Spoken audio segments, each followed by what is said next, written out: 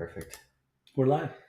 Good morning, good afternoon, and good evening. Welcome to Pej's Recovery Corner, where we talk about addiction, mental health, alcoholism, and everything. I'm your host, Matthew Michael Godarzi, and today we have a very special guest. Welcome to the corner, Pej. How are you? I'm good. Thank you. Thank you for having me in my own corner. Always a pleasure. Always a pleasure. So let's dive into Pej and where are you from and tell us about yourself.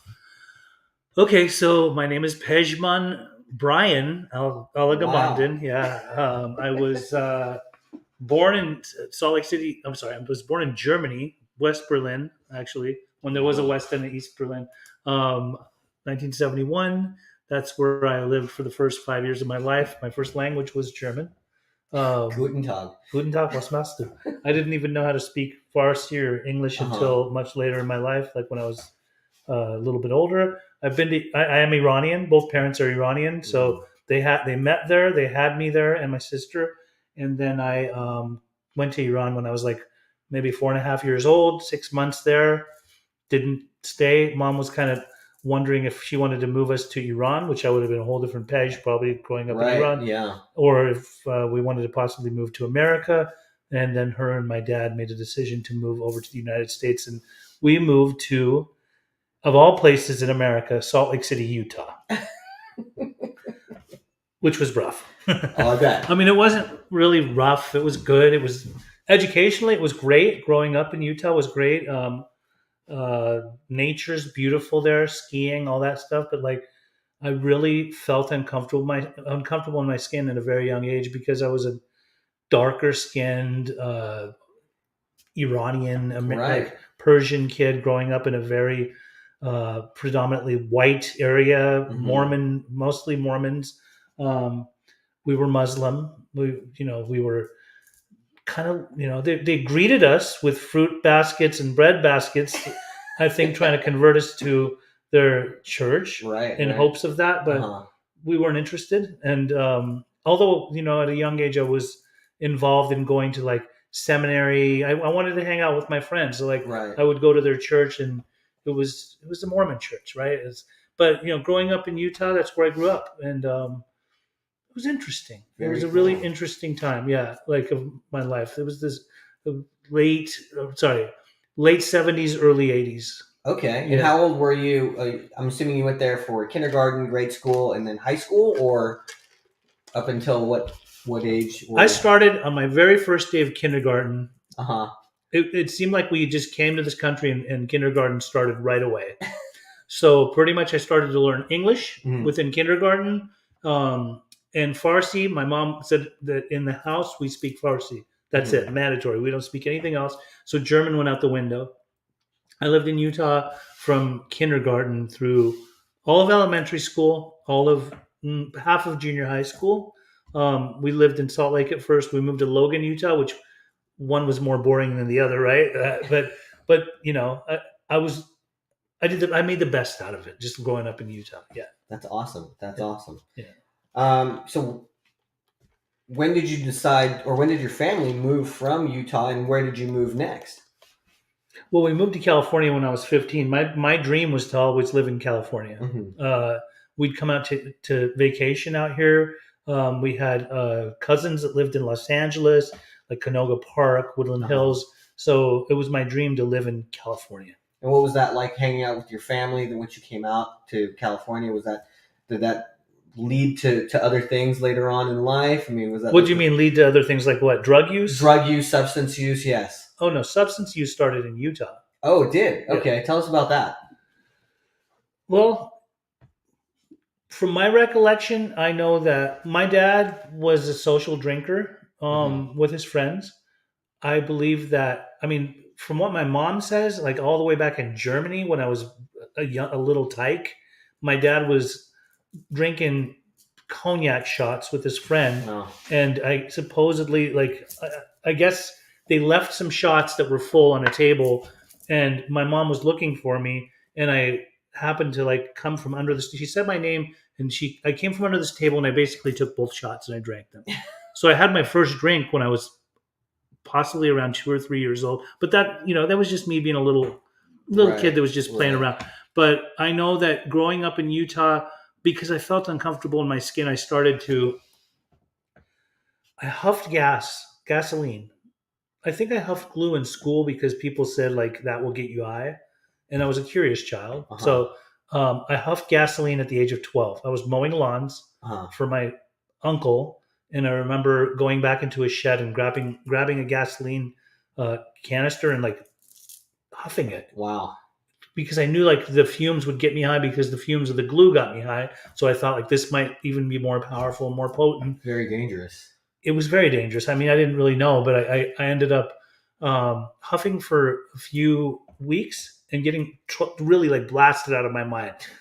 You go into another dimension when you do that stuff. Not to try to like turn anyone on into like going out and huffing Right. gas, Yeah. but kids do it. Like people do Yeah. actually do huff gas. So that was like when I first started to experiment with stuff. Mhm. And then I went to a Persian wedding when I was 12 years old, and people were drinking, and I was really bored there. And I saw like they weren't finishing their drinks, so I went around 12-year-old like like took a Yeah. little whiff, a little sip, and then I ended up like downing all their drinks, and I was the life of the party suddenly. Right. So I got totally drunk there. And during that time, because I was an outcast within my school, and there was other people that I went to school with that felt like I felt, like just felt uncomfortable in their skin and who they were, I would resort to this. There was a Mormon church behind our school where us, delinquents would go back there and Uh-huh. go smoke weed. And so I was turned on to marijuana at a very young age. I think I remember them calling it Christmas tree buds because they looked like buds that were the shape of little trees, right? Uh-huh. So I was already starting at the age of 12, pretty much all this other stuff. But, you know, bef- I think the huffing gas, the shots of alcohol were basically the onset of what would later become like an addictive pattern and behavior of substance use throughout my life. Wow. So when we came to California when I was 15, like all my dreams had been answered because I had been wanting to move to California for so long. My dad must have Mhm. thought, because he said we're moving to LA, and he must have thought that all of California was LA because we didn't move to LA. We ended up moving to like Costa Mesa, California, which was great. I mean, for me, it was great because anything to get out of that cold, miserable state and come to a place where there's palm trees and Disneyland's close by and there's beaches. And Right. I just remember like flying over into California as a 15-year-old, looking down, and if you look down, like as you're about to land, you can see people's swimming pools in their backyards, and I'd never seen such a thing, Mhm. right? Mhm. Like I was like, there's blue pools in all these people's backyards, and I just Right. thought this is California, like wow, right? Like to see palm trees to me was like a tropical, like I felt like I was in Hawaii, right? Yeah. Now I see palm trees every day, and I don't think anything of it. Let alone I don't go to the beach as much as I would have liked to have. And but I remember like getting here, and it was my sophomore year. Mhm. I ended up going to Costa Mesa High School. I remember walking into my campus and just looking around and seeing a lot of people looked a lot different than they did in Utah. Mhm. There was different races, creeds, nationalities, blacks, whites, Mexicans, Persians, all different types. And I was like, whoa, like culture shock. Like this is actually like nothing I've ever experienced because I pretty much grew up in white America, in an area where people actually used to say things about my skin color. Some people liked my skin color and some people didn't. Mhm. I feel like when I lived in Utah, because of the people that didn't like my skin color or nationality, I experienced firsthand like oppression at its finest. Like straight, I got called a lot of names. I believe it. I Yeah. got called a lot of names. I'm talking like sand nigger and many things. Dune coon, many things. Mhm. I mean, I had a guy telling me that his granddaddy owned my granddaddy when I was growing up in Utah. I was That's crazy. I was thinking we went to the same U.S. history classes, and Yeah. that's what a thing to say to somebody, right? So, and I got bullied in Utah too. I got Okay. uh, bullied by somebody pulverized me and humiliated me in front of the whole school, which it definitely messed with my mental psyche. I mean, to the point where it was a huge resentment I had, and I also felt like everybody in the school just saw this guy. I got my ass handed to me by this dude that had braces in my mouth, and he beat me up so bad. I mean, he pulverized me to the point where the braces were caught into my gums, and I mean, it was bad, right? And Yeah. so, and I remember like after that happened, I just made this personal vow to myself that I'll never allow a person to harm me or hurt me as much as that guy did. So, I was always in fight or flight mode. Plus, Hmm. like there was a lot of, and within our house, as much as I love my mom and dad, our family unit, the way that my dad was, him and my mom were totally different. My mom was more nurturing and caring, and my Hmm. dad was more, he was hot or cold. He's when you knew when he was happy and you knew when he was angry. Right. And when he Yeah. was angry, he was kind of a violent man. And when I say Yeah. violent, I don't just mean violent like physically was a given, right? Like there's a lot of people say my parents never laid a hand on me. Are you kidding me? My dad laid a hand on me. My dad laid other things on me besides just a hand, right? Objects and shit, right? I won't even Right. go into it, but like so there was a lot of A anger lot of that was trauma. a lot of trauma, and it started like with from there, and then we came out here, and I we all first it was me and my dad that moved to California, and then my mom and sister followed suit, and they came, and we all lived together. And I remember like just growing up in Costa Mesa, it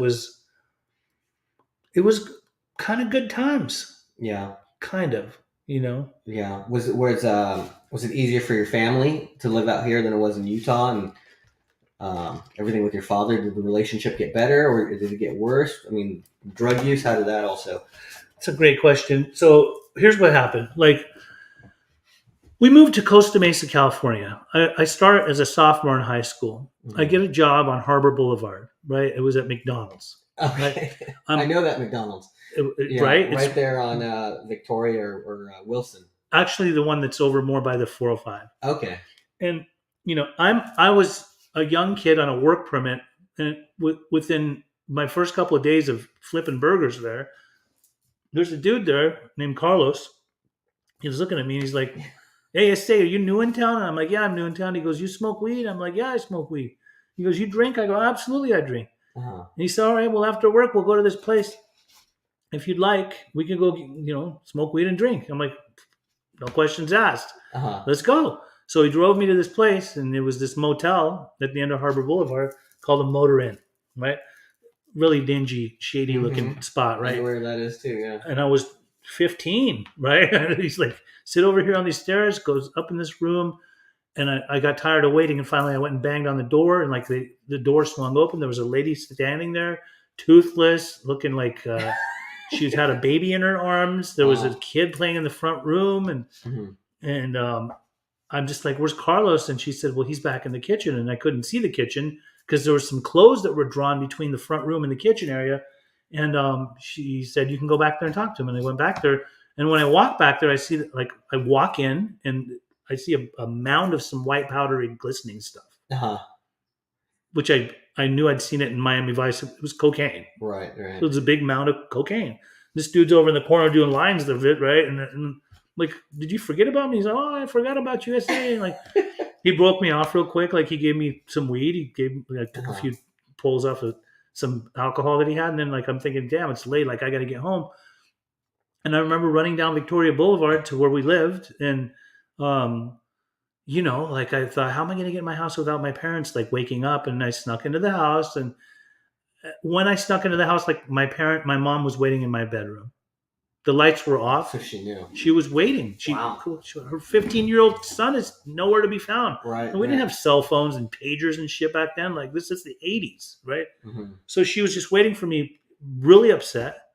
And that was like, just the start of it, right? Just the start of like my mother hovering, if you will, like Mm-hmm. helicopter mom, right? Right. Just wanting to see like what's up with her son, like why, where, who. We just moved to California. This is already not getting off to a good start. Wow. So the next morning they have a talk with me, and it's like this come to Jesus, and they're basically saying like, "We moved to the wrong part of town. You need to go to a different school. You need a better education." Um, I ended up like staying in that school for a while, but then we did end up moving. Mm-hmm. And when I went, now I had to make new friends, and like new school, new friends again, right? Now I just feel like I went from one school with one set of friends to this school to another set of friends because I did a lot of stuff with that school too, right? Now a whole other school, and mind you, now I'm going into my 16th year of life, Wow. and this is like the golden high school era, right? I started getting into things like I had this friend, his name was Omid. His dad worked in the hotel industry. He was Persian. Omid in our language means hope. There was no motherfucking hope for Omid. But Omid had a car, and this other boy, my other boy, Amir, and so the three of us, we were just these kids, like just ready to like party all the time. So we would go to like high school parties because Omid had the car. Right. We'd stop at liquor stores. We knew how to get our liquor. We knew how to get our cigarettes. Right. So you guys were the life of the party, no matter where you went. Yeah. Yeah. We loved partying. Yeah. Omid's dad worked late hours in the hotel industry, so suddenly one day Omid told me that his dad had a jar of cocaine under his bed. I was like, what the fuck? Like this, I remember thinking like in health class, they taught us that if you ever did cocaine, one line could get you addicted. And I was like, this is do or die right now. Like it was right in front of me. And I thought, do you do it? Do you not do it? You could get addicted. Let's do it. Right. Like, and I did it, and automatically, immediately I was addicted. Wow.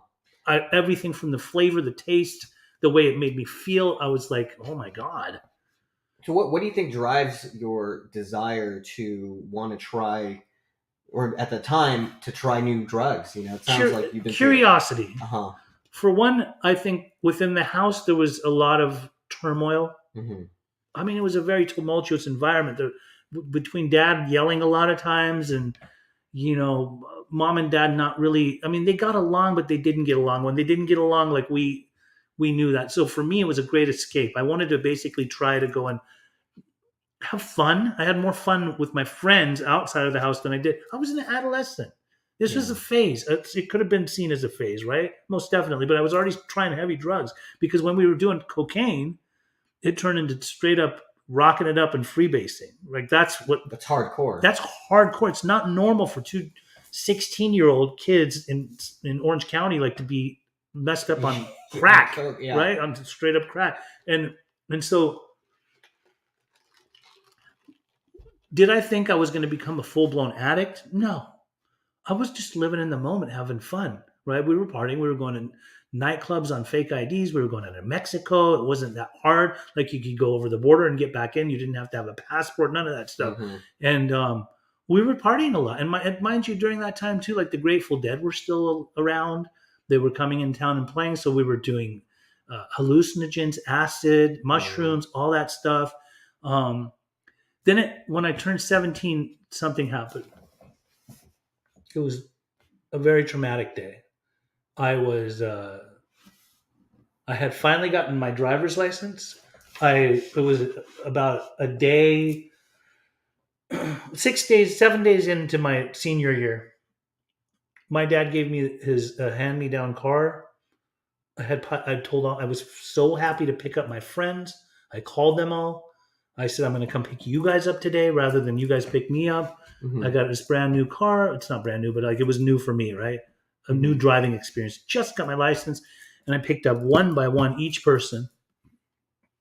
It was a 71 Super Beetle yellow bug, Volkswagen bug. Wow. And picking up and I had my sister in the car. I picked up my girlfriend. So there's 6 of us in a little bug. Right, yeah. Piled in there, right?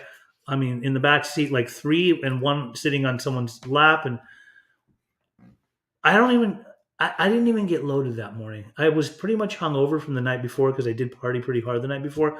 But I'm driving to school with all of them. The music's blaring. Windows are rolled down. We're just a bunch of high school kids having fun. And you could smell the lemon trees in the air. I remember like Bryan Adams was playing on the radio, right? Just a bunch of kids having fun. Summer of '69. That's what they were playing, right? We're driving up the street, and out of nowhere, before I get to the intersection, this 14-year-old kid darts out in the street on his bicycle that was going to a different school than ours. It was a different high school. We were on our way to one high school. He was riding his bike to his school. He got out in the middle of the street so fast, and I couldn't hit the brakes fast enough. And this kid, both his bike and his body, went over the hood of my car into the windshield, and the windshield shattered. Wow. And the car kept rolling and crashed into a minivan in the intersection. And this kid's body was flung over the minivan headfirst into the ground. tragic. I'm sorry. And I got out of the car and it felt like everything just went into slow motion. I looked around. I thought to myself, did I just hit a human body? Did that just happen? And then I looked at my friends in my car and it was a total like major wreckage, right? Like you see blood coming down from their faces, some of their faces because of the broken windshield. Mm-hmm. I had blood coming down from my face. I could like taste the blood and broken glass in my mouth from the windshield. And I thought, oh my God, I went and looked around the side of the minivan and saw the kid laying face down with blood gushing out of the top of his head. And I thought, I'm in fucking big trouble. Like, I'm going to jail for this. I'm going to jail for this. Like, what's going to happen? And then the ambulance came and the police came and the ambulance whizzed the kid off to the hospital. The cops took me down to this police station and they interrogated me. They asked me a bunch of questions. They wanted to see if I was under the influence. They did some tests and they let me go. And I just remember like the kid didn't die right away. His mom put him on life support, and about 4 days later, she took him off of life support because he would have been complete vegetable, as a result of extensive brain damage from hitting the asphalt. So, here I am, this 17-year-old kid with this huge, like the biggest trauma somebody could ever encounter in their life, right? Mm-hmm. And I just thought, what? Like, why me? Like, why did this have to me? It had to happen to me. Of all the kids in our entire student body, like I'm singled out by whoever's up there.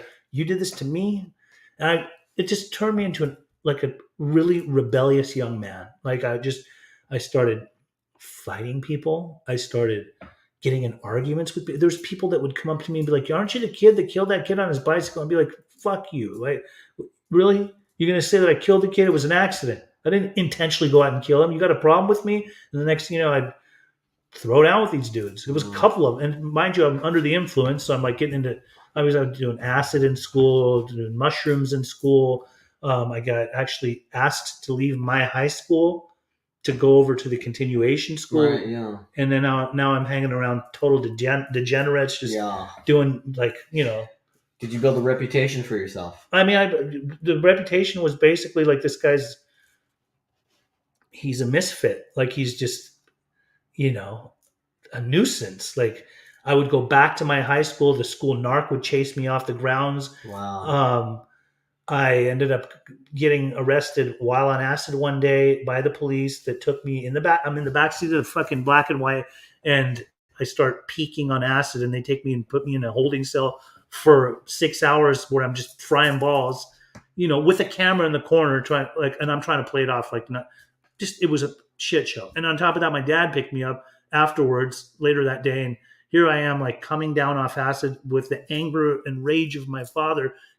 It was, and finally, like I got into so much trouble that I found my way into juvenile court about probably 4 months later after the accident. Mm-hmm. So you're still 17. I was still 17. Like it was around this like June or January of that year. Mm-hmm. And this judge tells me, Mr. Algamanan, we don't see you fit to be on the streets. You're a complete menace to society. You've accumulated all of these crimes in the last few months. And on top of that, you have a vehicular manslaughter charge without gross negligence. Now think about like the word manslaughter being attached to your name and being charged with that, right? The without no gross negligence part is because I wasn't under the influence. Yeah. If I had been drinking or using that day, it would have been with gross negligence, right? Would you have been put in jail? Would you have been sentenced if that was the case? Well, because of that charge and the other charges, I did get sentenced. They were going to send me to juvie for 1 year. Wow. And I walked into boys receiving in Orange County Juvenile Hall. I saw a guy that was a friend of mine, that had gotten in trouble too. He was actually in there, and mm-hmm. he worked in there. Like he'd been locked up so many times, like they let him be a worker. So he would put like magazines and books, like he was underneath my cell door. I was in major fear. They transferred me to a unit in there because I had a complete meltdown, and because of the charge that I had. Where I was it was the psych portion. Like there was basically a lot of crazies. Mm-hmm. There were kids that some had murdered their family members. Some had murdered other people. There was death attached to all of their crimes, and so now I'm amongst these people, and some of them were just shot out. They were just mental cases, right? Mm-hmm. So I was experiencing mental health at a very young age, which is not good for my mental health, and I experienced major depressive disorder, a lot of anxiety. I didn't know how long I was going to be in there. I didn't get to see the light of day for many days, like 60 some odd days. I didn't get to go out and feel the morning air. And I was pretty much I checked out. Like I was out of the game. I would sit in there in my cell and I would just read and read and read. And my psychologist would come visit me. My parents would come visit me. And after a while, my mom did enough footwork on the outs to get petitions from local area, schools and people and teachers and family members and neighbors and everybody to basically say like this is all kinds of wrong. Like he shouldn't be incarcerated. And Right. in that time, my parents were going through a divorce. And finally, when I did get released, I tried to go between their homes. I would go to my mother's house. They got separated, and we would have it out. And I'd go to my dad's. And I was just this angry, violent, defiant, combative young man. Mm-hmm. And so you couldn't talk to me. You just couldn't talk to me. And I'd get into it with the people, and especially with my family members. And it finally happened. One day I was at my dad's house, and with all the violence I encountered from him throughout my life, finally I didn't put up for it. I was 18 years old, and I didn't put up with it. I basically attacked him. I attacked him physically, and I think it scared the shit out of him because the next day he sat me down and said that he's moving away.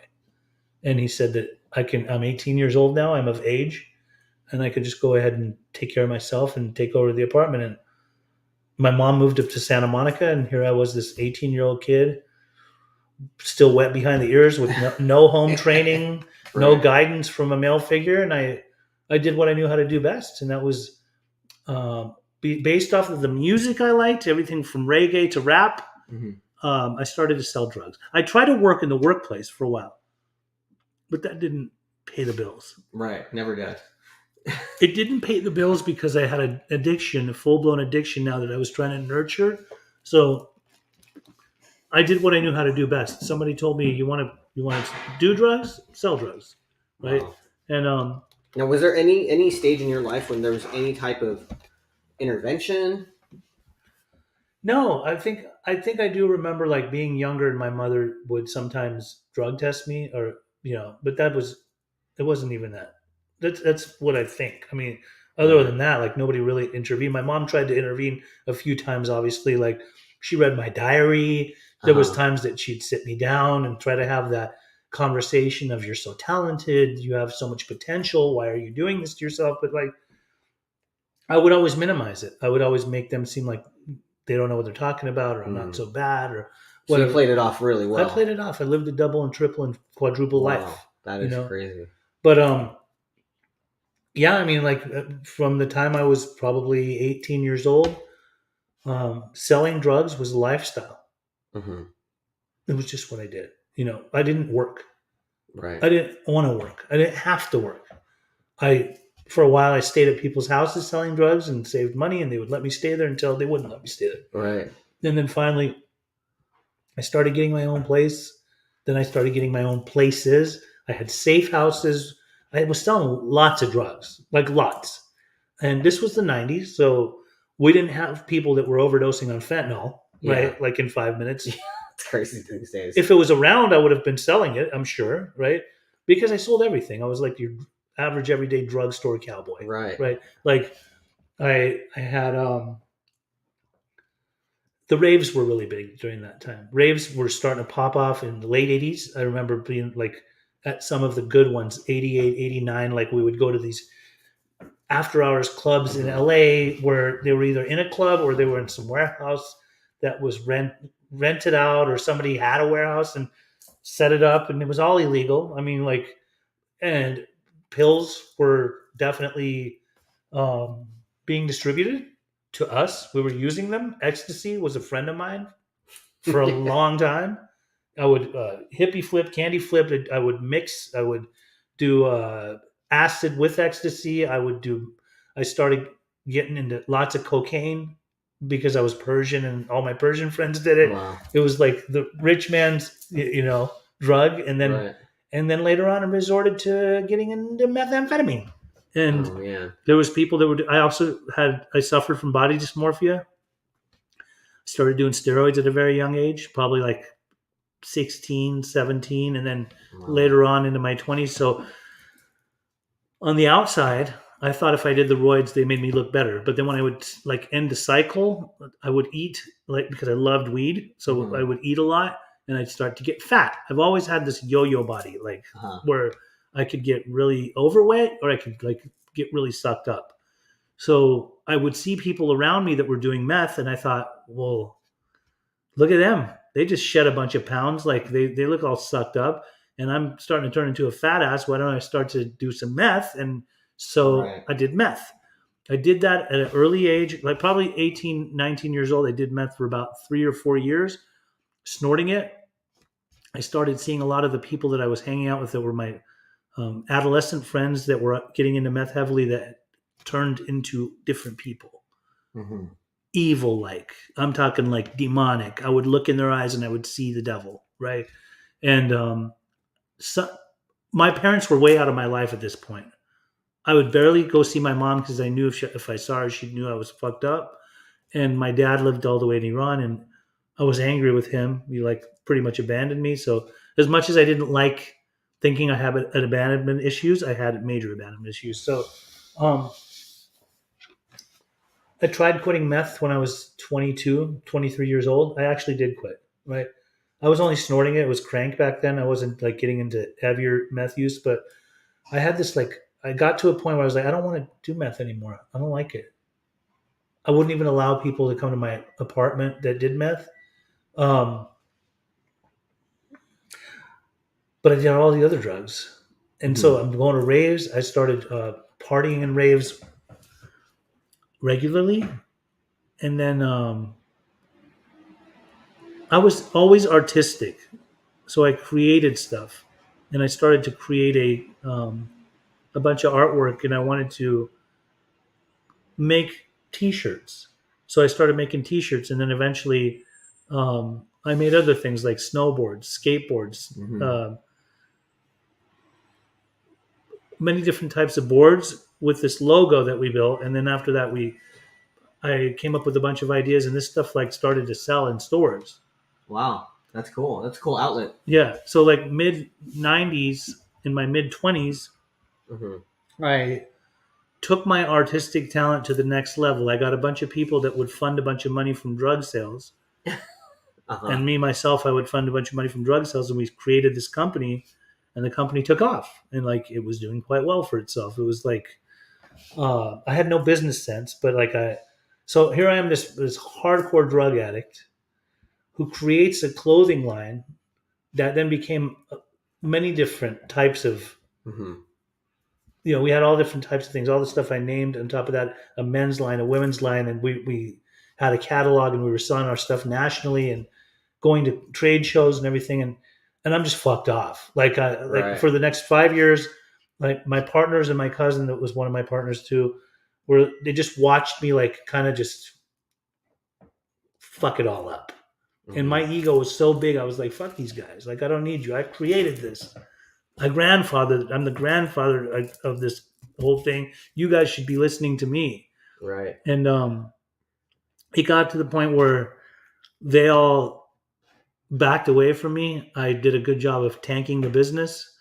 And into my late 20s, like my addiction was really, really bad. I'm talking like it started catching up to me. I started creating a lot of wreckage for myself. Mhm. Yeah. Wow. So, how and when did you decide to get sober?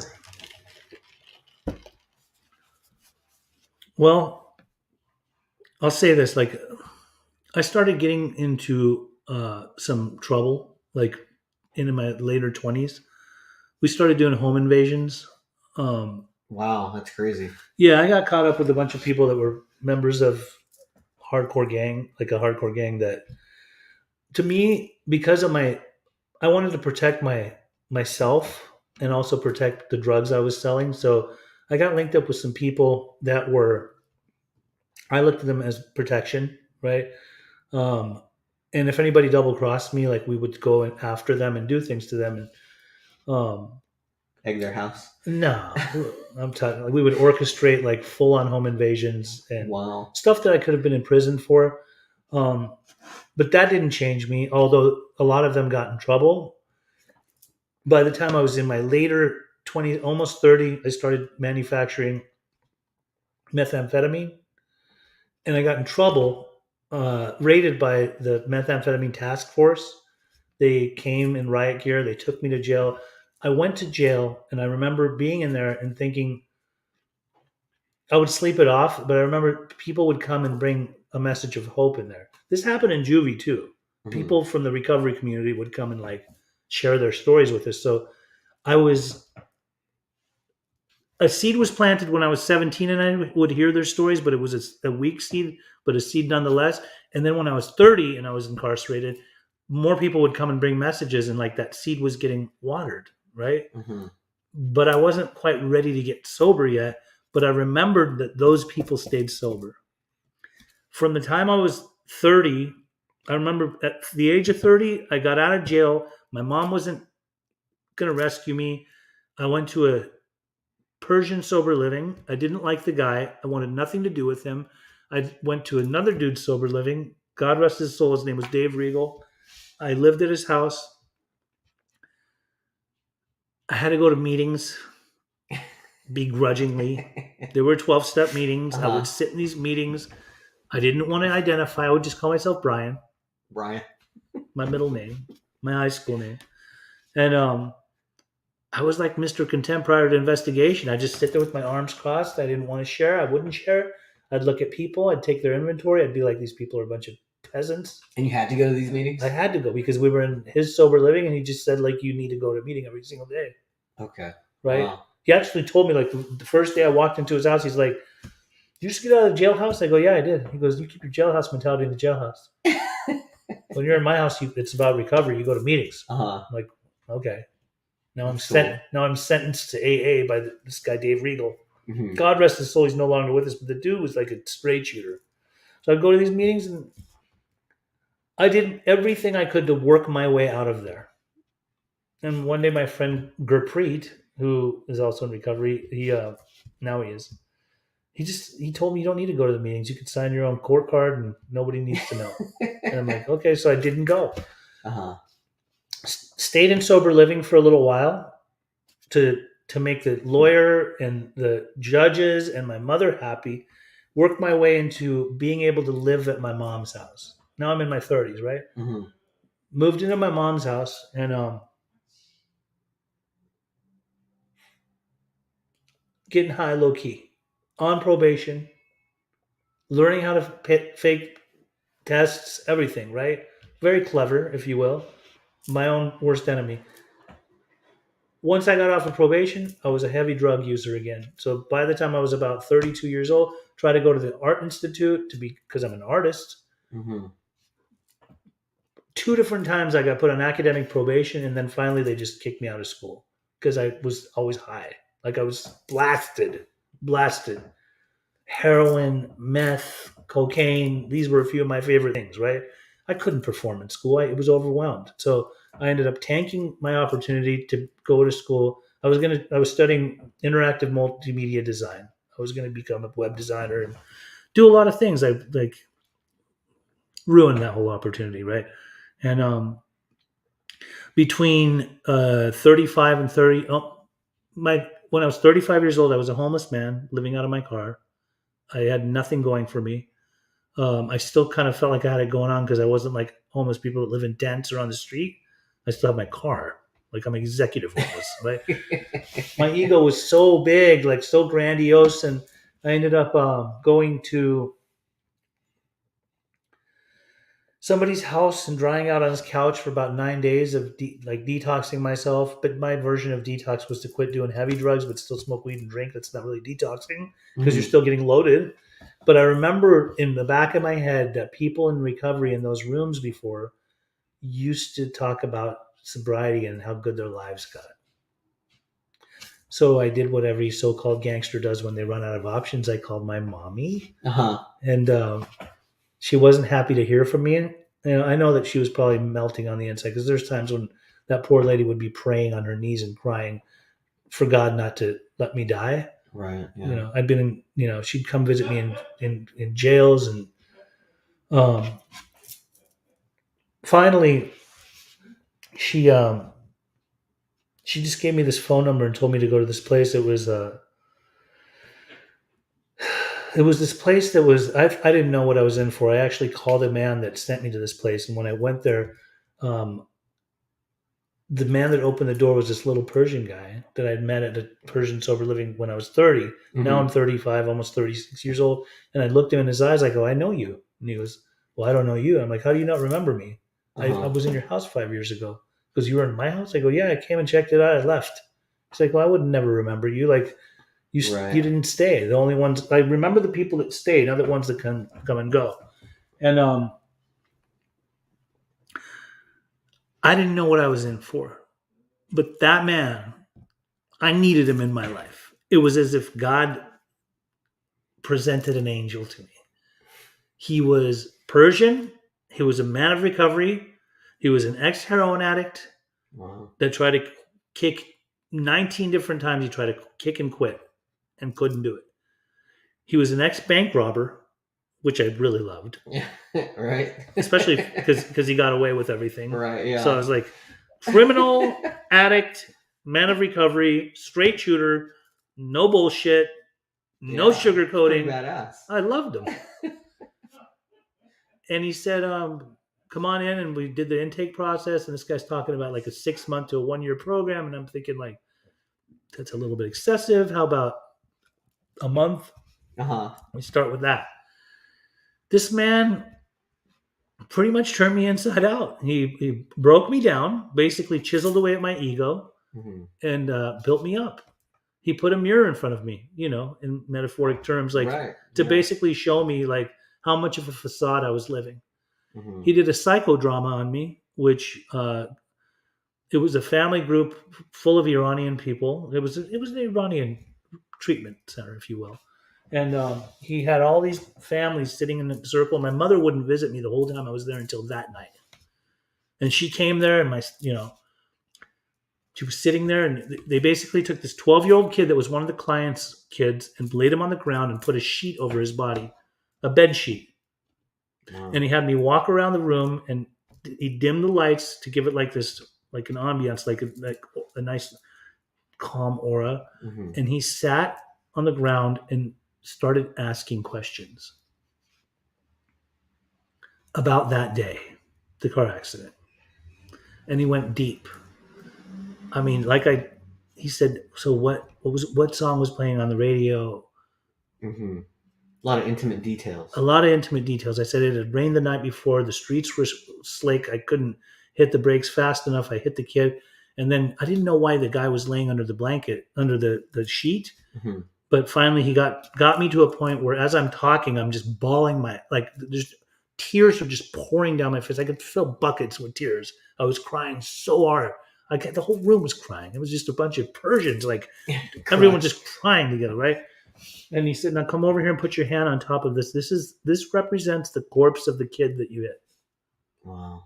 What was his name? And I said, his name was David. And he said, you tell David how you feel about him losing his life. And I was just, at this point, I'm like, come on, dude, why are you doing this to me?